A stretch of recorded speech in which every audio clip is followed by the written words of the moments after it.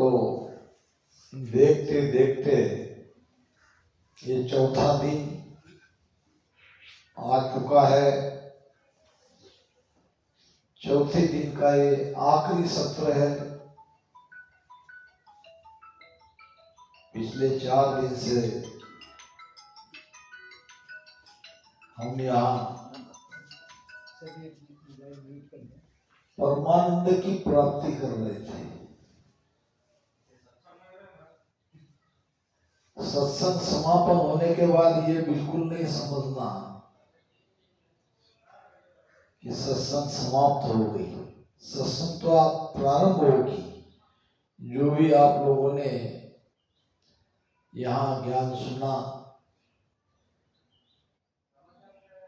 वेद सुना, ये अपने अपने घर पे जाकर भजन सुमिरन करना है।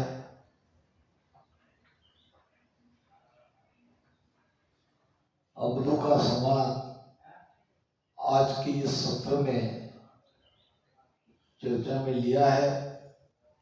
अवधू कहते हैं मन को। मन का गुरु महाराज जी से संवाद। अवधू माया की बात मानता है। अवधू माया से जुड़ा है और महाराज उनको माया से परावृत्त करना चाहते हैं। कबीर साहब कहते हैं कि माया माया सब कहे, माया चिने न कोई।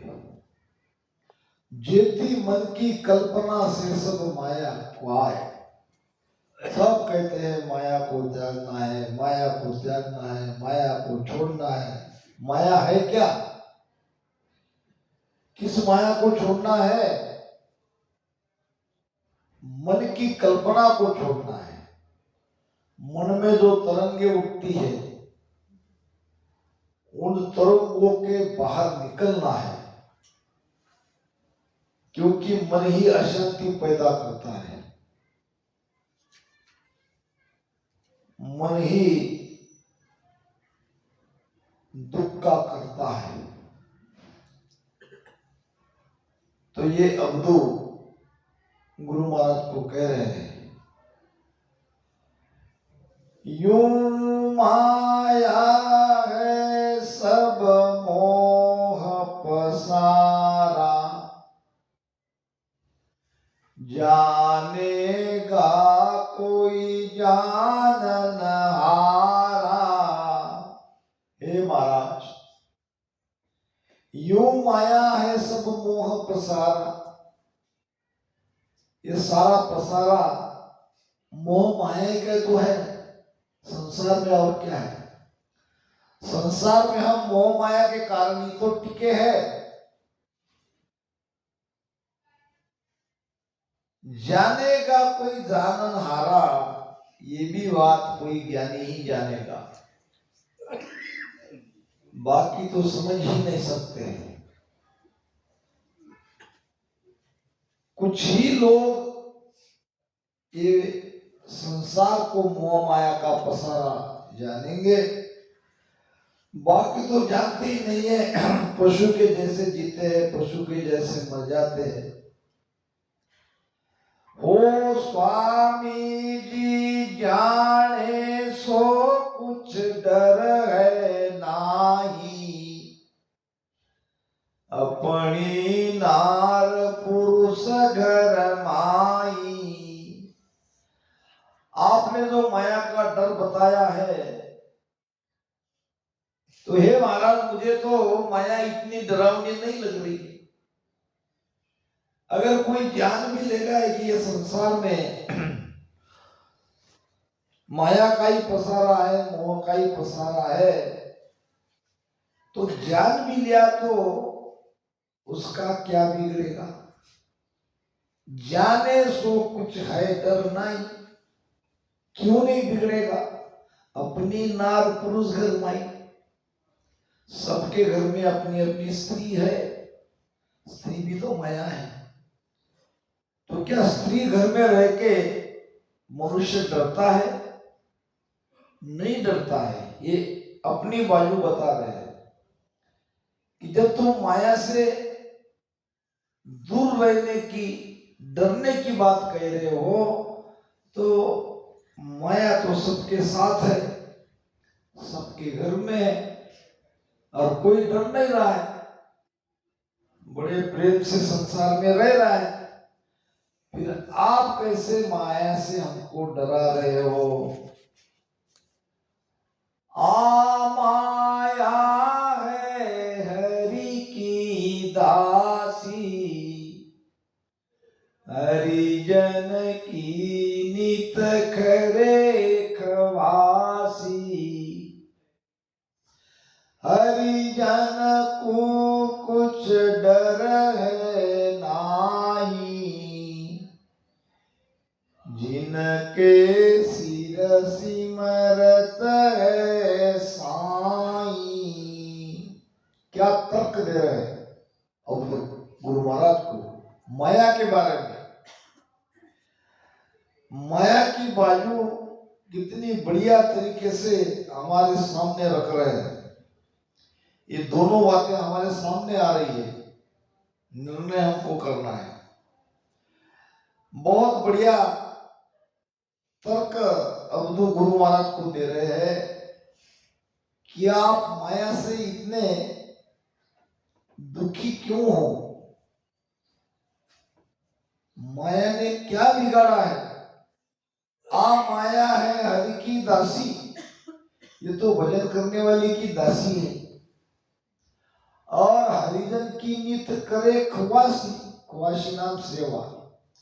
ये माया तो संतों की नित सेवा करती है, हरिजन को कुछ डर है नहीं। जो परमात्मा की भक्ति करते हैं ऐसे संतों को माया से डरने की कोई आवश्यकता नहीं है। क्यों? कि जिनके सिर समर्थ है साईं, जिसके सिर पर समर्थ परमात्मा का हाथ है, उनको माया से डरने की कोई आवश्यकता नहीं है। क्योंकि माया तो ऐसे संतों की दासी है, उनकी सेवा करती है। तो संत माया से क्यों डरे? अब इसके जवाब में गुरु महाराज क्या कहते हैं ये देख लो। साई की आद शरीरी, आने चे है जन की चेरी। महाराज ने भी बात मानी है।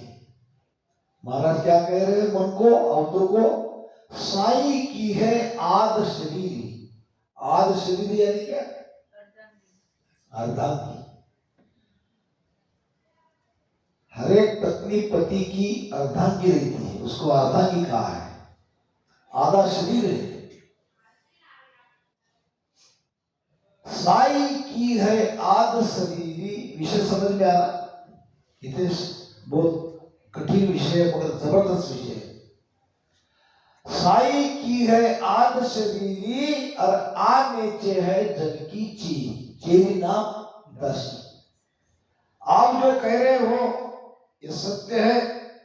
ये परमात्मा की अर्धांगी है, परमात्मा ने उसे पैदा किया है, और ये संतों की दासी है। लेकिन आगे कह रहे हैं, धोखा बता रहे हैं, इतना सब होने के बाद भी, ये अवधू ऐसा चरित बतावे आई, हरिजन को हरि दे बिसराई। ये तो है। हे अवधू ऐसा चरित्र बतावे आई, और हरिजन को हरि दे बिसराई। सब बातें सही है, मगर अगर वो मन में लाती है तो संतों को परमात्मा का ध्यान ही बुला देती है। वो क्या नहीं कर सकते, वो आदि माया शक्ति है। पहला होय कर ऐसी आवे, बस हुआ पीछे छिटकावे। ऐसे विषय को बहुत ध्यान से सुनना पड़ता है, क्योंकि बड़ा गहरा ज्ञान रहता है और समझाना बड़ा कठिन होता है। थोड़ा सा ही आपका ध्यान इधर उधर हट जाए तो ये बात निकल जाएगी। पहला होकर ऐसी आवे, पहले तो माया संतों का आदर करती है, यानी क्या चाहिए वो तुरंत हाजिर करती है। महाराज कहते हैं कोई बात नहीं, इसलिए संत माया को डरे रहते हैं, क्योंकि पहला होकर ऐसी आवे, बस हुआ पीछे छिटकावे। अगर संत माया के बस में हो गए तो फिर उसको ढकेल देती है। छिटकाने का मतलब ढकेल देती है, छोड़ देती है, जा तेरा तू देख। एक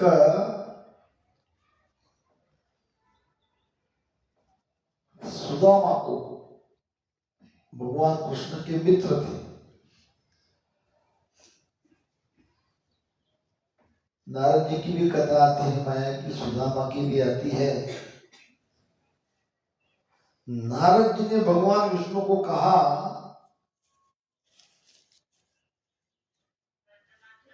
कि मुझे तुम्हारी माया कैसी है ये देखना है।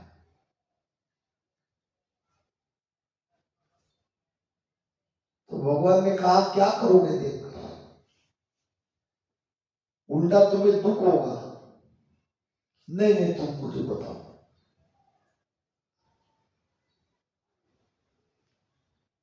ठीक है करके दोनों निकल गए। अब एक जगह तालाब लगा, दोपहर का समय था। नारद जी को नहाने का उनकी इच्छा हुई।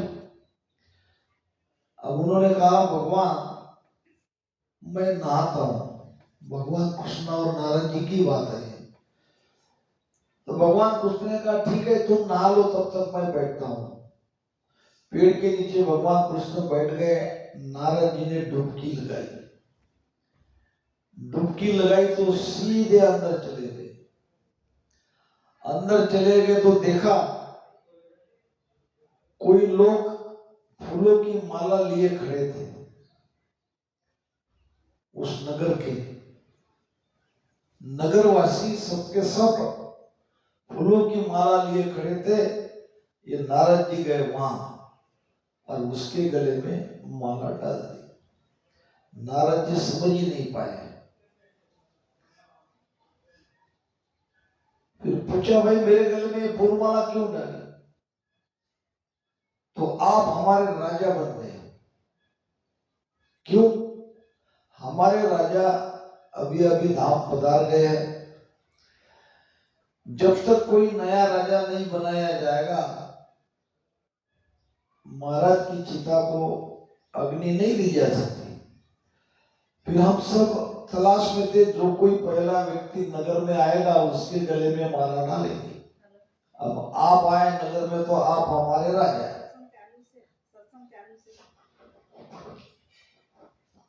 अब गए, राज सिंहासन पर बिठा दिया। एक सुंदर लड़की पानी का गिलास, फटाहार, चाय, दूध जो भी है वो सब लेके आ गई और उसे दे दिया। पूछा ये कौन? उसी राजा की राजकन्या है, सुपुत्री है। जल्दी से जलपान करो और तुम्हारे हाथ से वो राजा की अंतिम क्रियाक्रम करनी है। अब राजा को अंतिम संस्कार के लिए ले जाया गया। ताज तो उसके सिर पे पहना दिया था, राजा बना दिया था। फिर लोगों ने कहा कि अब ये राजकुमारी से आप शादी करो। राजकुमारी थी भी बहुत सुंदर, शादी कर ली। शादी करने के बाद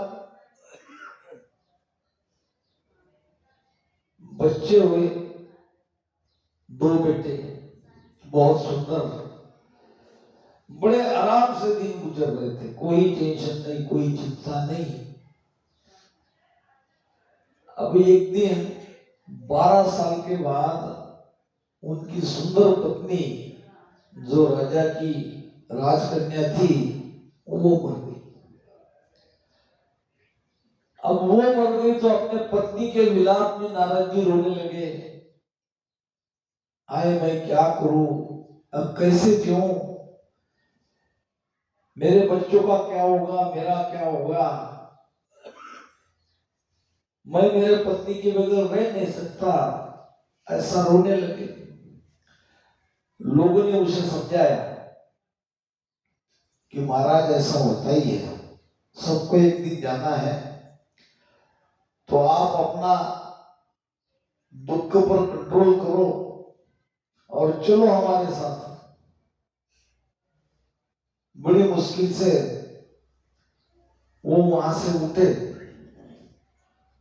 देखा तो मृत रानी को नहा रहे थे, नए वस्त्र पहना रहे थे और उसकी आरती सजा रहे थे।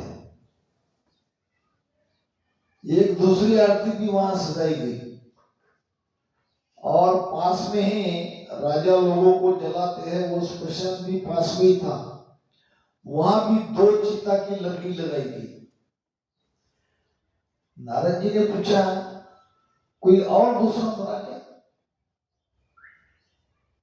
वो भी राजघराने का तो मेरे अलावा कोई दूसरा नहीं है, मेरे बच्चों तो छोटे छोटे, वो तो दोनों जीवित है। आपने 2 चिता की व्यवस्था कर रखी है, ये क्या है? तो बड़ी विनम्रता से सबने कहा महाराज ये दूसरी चिता आपके लिए है, मगर मैं तो मरा नहीं हूं, मरे नहीं हो तो भी आपको जिंदा जलाया जाएगा, क्योंकि हमारा ये नियम है, जिसकी पत्नी मर गई वो पत्नी के साथ उसको भी जलाया जाता है। अब अभी तक वो पत्नी के लिए रो रहा था, अब अपने लिए रोने लगा। अब किसके लिए रोने लगा? अरे ये कैसा नियम, ये तो अन्याय है। पत्नी का दुख तो मैं सह लेता, जैसे तैसे बच्चे थे मेरे, और आप लोग मुझे जिंदा होके जला रहे हो, ये ठीक नहीं। आपकी कुछ भी नहीं चलेगी, मानते हो तो मानो, नहीं तो ये सिपाही है, जबरदस्ती आपको जला देंगे, या तो खुशी से तैयार हो जाओ। अब उसको भी कपड़े पहनाए गए, रोता गया। अब ले गए दोनों को स्मशान में। अब स्मशान में आप जलाने वाले तो बहुत जोर जोर से रोने लगा। अब रोने लगा तो भगवान कृष्ण ने कहा नारद जी तुमको क्या हुआ, तुम क्यों रो रहे? वही तालाब के किनारे बैठा था और वहां रो रहा था कि मुझे मत जलाओ, मुझे मत जलाओ, मेरी पत्नी तो चली गई, मेरे बच्चों का क्या होगा। भगवान कृष्ण ने पूछा कौन सी पत्नी, कौन सा बच्चा, तुम कहां गए थे? तुम तो यही हो मेरे पास। फिर इतनी देर में तुमको पत्नी भी मिल गई, बच्चे भी हो गए, 12 साल भी हो गए। फिर नारद जी ने कहा भगवान क्या ये सपना है कि और क्या है, मैंने तो सब कुछ अनुभव किया है। तो भगवान कृष्ण कहने लगे यही है माया, सुख तो देती है मगर सुख मिलने पर ऐसा ढकेल देती है कि तुम ऊपर ही नहीं पाते। यही गुरु महाराज कह रहे हैं, पहला होए कर ऐसी आवे, बस वो आ पीछे छिटकावे, पहली आदर बोविद कर है, हस हस कर पावा तल धर है। माया का स्वभाव है, पहले आदर करती है, सम्मान करती है, और फिर हंस हंस के पांव पकड़ती है। जब लगना ही विफले होई, तब लग यारे करे है सोई। संत हो या मनुष्य हो, जब तक कोई माया के बस में नहीं आता तब तक माया उसका पीछा नहीं छोड़ती। जब ही जन माया सुख चावे, नित आदर तब ही कर जावे। निरादर, निरादर यानी अनादर। जब ही जन माया सुख चावे, ध्यान रखना इस बात को। भजन करते करते करते आपके अंदर अगर माया के सुख की चाहना है तो माया का सुख मिलेगा, मगर कैसा होगा? तब आपका भी अनादर किया जाएगा, क्योंकि माया कभी एक जगह टिकती नहीं है, वो एक की हो नहीं सकती। जब ही जन माया सुख चावे और निरादर तब ही कर जावे, यानी तब उसका आदर नहीं करती। और जब माया को कोई सुख चाहता नहीं है तो माया बस में होने की कोशिश करती है, और थोड़ी सी उसके तरफ ध्यान दिया तो आ जाती है और उसको छोड़ देती है। और जब तक माया का अनादर करते हैं हम, तब तक वो पीछे पड़ती है। अब इस प्रश्न के जवाब में मन अवधू गुरु महाराज को क्या कहता है, वो कैसी माया की बाजू रखता है, ये देखो। समाज में यही है कि अपने अपने मत का वहां रखा जाता है। हो स्वामी जी आदर घटसी, तब क्या बटसी, वे तो वे कही वे ही रहसी सोई। आपने कहा है कि माया अनादर करती है, आदर घट जाता है, तो संतों का आदर घटने पर क्या बिगड़ता है? संत तो वैसे के वैसे ही रहते हैं। आदर बिगड़ भी जाए तो क्या होता है, क्या घटता है, संत के अंदर क्या कमी आती है, ये पूछ रहा है अवधू। तद उल्टी हो जावे माया, तब ही पूर्ण होई। तद उल्टी हो जावे माया, जब माया को संत छोड़ देते हैं तभी तो संत पूरे संत कहलाते हैं। ये भी बात सही है। माया पहले तो सम्मान करती है, जब उसकी चाहना करते हैं तो माया मिल जाती है। मिलने के बाद माया संतों की अनादर करती है। अनादर करना यानी संतों को छोड़ देना। अब ये क्या कह रहे हैं, जब कोई माया संतों को छोड़ देती है तो वो तो अच्छे ही है, तभी तो संत पूरे संत कहलाते हैं। इन्होंने माया का त्याग कर दिया। ओ स्वामी जी माया तजिया लारे आवे, पीछा मेले नाही। हो स्वामी जी माया तजिया लारे आवे, माया को छोड़ने से माया पीछे आती है। देखो कबीर साहब कहते हैं माया छाया एक सी बिरला जाने कोई। सन्मुख के पीछे चले और बेमुख के आगे हुए। हमारी छाया कैसी है?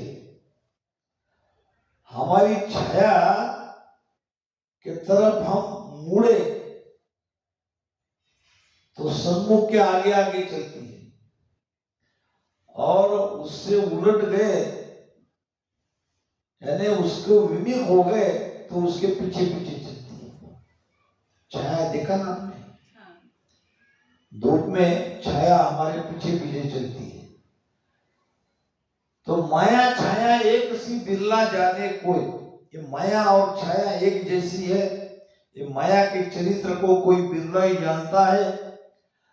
हो स्वामी जी माया तजिया लारे आवे। माया को छोड़ दिया तो माया तो पीछे पीछे आएगी, और पीछा मेले नहीं, यानी पीछे आकर साथ रहने की बहुत कोशिश करती है, मगर संत उसे छोड़ने के बाद वो माया उसके साथ नहीं रहती। आप ही पर हरिया पच पच जावे, तब दावा नहीं माई। यानी स्वयं छोड़ने की कोशिश करते हैं तो माया यानी पच पच के तुम उसको हार भी जाओगे। आप ही पच हरिया पच पच जावे, तब दावा नहीं माई। पच पच के उसके पीछे लगोगे तो माया अपना दावा नहीं करेगी, माया छूट जाएगी। ओ स्वामी जी दिया लिया जे कोई जावे, तो निर्भाग न रहे कोई। दिया लिया जे कोई चावे, दिया लिया जे कोई जावे, तो निर्भाग न रहे कोई। महाराज कहते हैं कि जो कोई माया से अलग होना चाहता है, जो लेता है वो अभागी है, जो छोड़ता है वो भाग्यवान है। जहां तहां आन पहुंचे माया, तब ही दुखिया होई। जहां जहां माया आएगी वहां वहां दुख उठाना पड़ेगा। इसलिए ये तो माया का पराक्रम है कि माया छूटती है तभी संत सुखी होते हैं। तो तुम माया से क्यों डरते हो? माया आती है तो माया को आने दो। अब माया क्या? ये किस माया की बात हो रही है? रिद्धि सिद्धि परिचय चमत्कार। माया तीन प्रकार की है। एक है स्थूल, एक है सूक्ष्म, एक है सत्य। माया से जीव कभी अलग नहीं हो सकता, ध्यान रखो। माया में कौन सी माया है ये देखना पड़ता है। हमारा घर परिवार, पत्नी, धन, पैसा, खेती बाड़ी, ये सब माया है। मगर ये कौन सी माया है? स्थूल माया है। परिचय चमत्कार रिद्धि सिद्धि थारी मारी, ये सूक्ष्म माया, जीवी माया। और वहां जो हम आनंद लेते हैं वो भी माया का है, वो सत माया। फिर माया से तो कभी छूटी नहीं सकती। तो किस माया को छोड़ना है? माया स्थूल न अटके कोई आतो उल्टी ताले। ये स्थूल माया को नहीं छोड़ना है। पैसा को नहीं छोड़ना है, स्त्री को नहीं छोड़ना है, घर को नहीं छोड़ना है, खेती को नहीं छोड़ना है। क्योंकि ये स्थूल माया है, ये आपको तारती है, ये आपको सहायता करती है। ये माया दुखदाई नहीं है। जो परिचय चमत्कार करामात बताती है, रिद्धि सिद्धि देती है, वो माया दुखदाई है। उसको छोड़ने के लिए कहा है संकल्प से। और सतमाया का आनंद